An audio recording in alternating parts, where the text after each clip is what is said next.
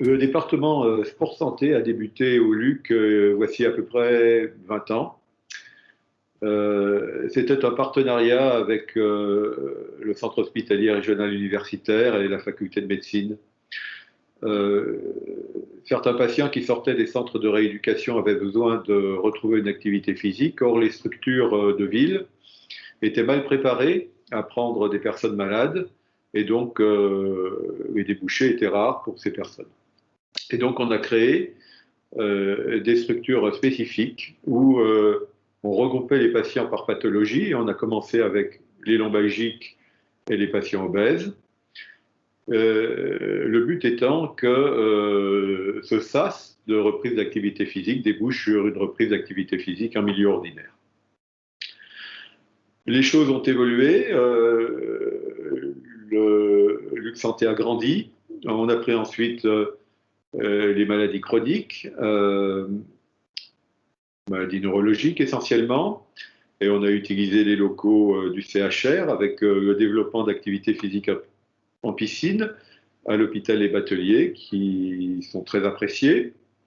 Ensuite, on s'est attaqué au cancer avec une antenne à Lille et une antenne à Lens avec le partenariat de la municipalité lensoise.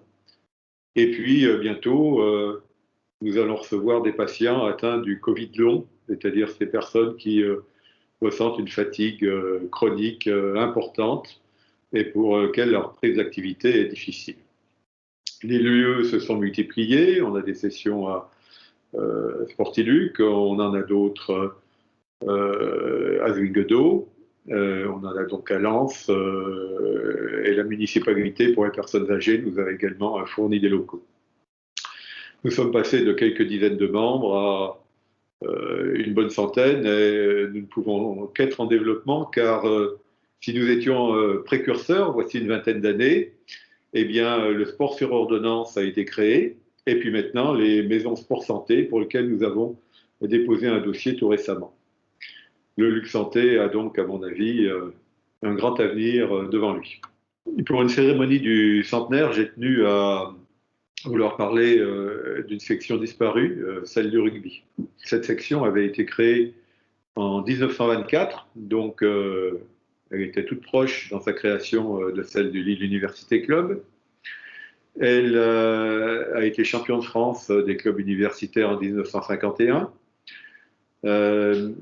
Elle a accueilli des gens qui ont beaucoup compté pour le LUC, Robert Donnel notamment. Et puis, elle a disparu à cause de son succès, comme plusieurs sections qui atteignaient ou qui frôlaient le haut niveau. Il a fallu qu'on s'allie, qu'on devienne plus dépendant de la métropole lilloise. En l'occurrence, le Luc Rugby a changé de nom, a changé de stade. Cette section, ce nouveau club plus exactement, a connu un grand succès sportif, mais une catastrophe financière et pour finir a disparu. Je crois néanmoins que dans l'histoire du Luc, cette section rugby, qui fréquentait assidûment notre clubhouse, a compté. Et je trouve normal qu'on lui rende un petit peu hommage à l'occasion de ce centenaire.